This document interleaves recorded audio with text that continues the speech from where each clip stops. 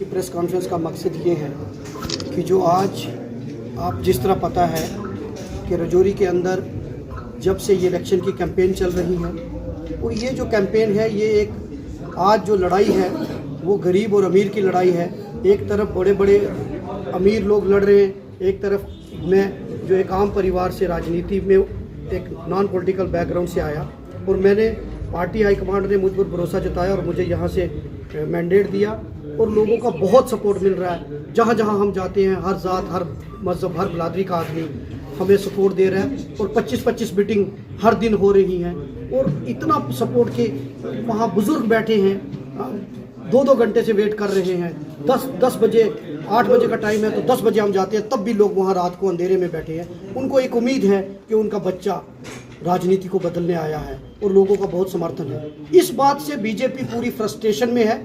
आपने जिस तरीके से देखा, जब से उन्हें लग रहा है कि हम हार रहे हैं और जो उनका गुब्बारा है, जो उनकी लोगों के विरुद्ध लोगों का जो गुस्सा था उन पे, वो लोग उनके खिलाफ हो रहे हैं और वो देख रहे हैं कि हम हार रहे हैं और फ्रस्ट्रेशन में आके उनका जो जिस तरीके की उनकी हमेशा एक मानसिकता रहती है, उनकी छोटी मानसिकता कि वो दबाने का काम करते हैं। जब वो हारते हैं तो वो उनका एक मूल मंत्र है कि लोगों को दबाया जाए।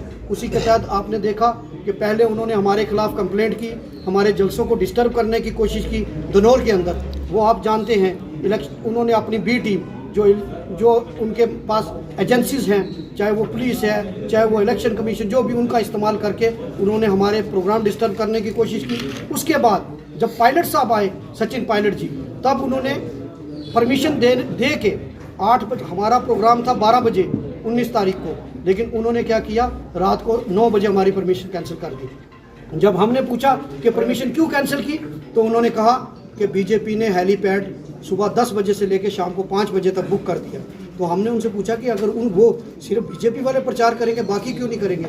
तो हमने कहा कि न्यू बस स्टैंड पे चापर लैंड करवा दो हमारा, ताकि हमारा वीआईपी यहाँ आए। तो उन्होंने कहा नहीं, यहाँ कोई पत्थर मार देगा। तो मैंने पूछा कि गृह मंत्री जी का चापर कहाँ रुकेगा? तो कहते वो तो यहीं उतरेगा। मतलब गृह मंत्री जी के चापर को कोई पत्थर नहीं मारेगा, हमारा कोई आदमी आएगा तो उससे पत्थर मारेगा। फिर उन्होंने नो फ्लाई जोन कर दिया और हमें 12 बजे से प्रोग्राम 9 बजे करना पड़ा।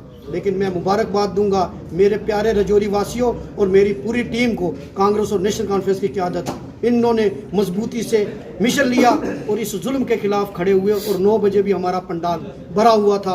हालांकि हमारी गाड़ियाँ आ भी रही थी, प्रोग्राम चला और वो प्रोग्राम कामयाब हुआ।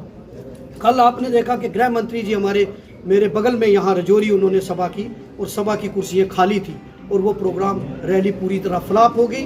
और गृह मंत्री जी जिस बात के लिए जाने जाते हैं, गृह मंत्री जी पूरे देश में धमकाने के लिए जाने जाते हैं। जब उन्होंने देखा कि मैं एक गरीब परिवार का आदमी, गरीब परिवार का आपका बच्चा चुनाव लड़ रहा हूँ, तो उनको ये बर्दाश्त नहीं हुआ। उनको ये बर्दाश्त, उन्होंने कहा कि यहाँ का प्रत्याशी लोगों को धमकियाँ देता है। अरे भाई, मैं तो मेरी कोई नाम पॉलिटिकल बैकग्राउंड नहीं, मैं एक आम परिवार, किसान परिवार का बच्चा हूँ। मैं किसी को क्या गलत धमकाऊंगा? और मैं उस नेता, मेरे नेता वो नेता है जो नफरत के बाजार में मोहब्बत की दुकान खोलता है। हम गांधीयन आइडियोलॉजी पर चलने वाले लोग हैं, हम नफरत की नहीं, हम मोहब्बत की राजनीति करने वाले लोग हैं। नफरत का इतिहास तुम लोगों का रहा है, धमकियों का इतिहास तुम लोगों का रहा है। आप लोग नफरत फैलाते हैं। हमें अगर कोई एक थप्पड़ मारता है तो हम कहते हैं दूसरा बीमारी है, क्योंकि हम गांधीयन विचारधारा के लोग हैं।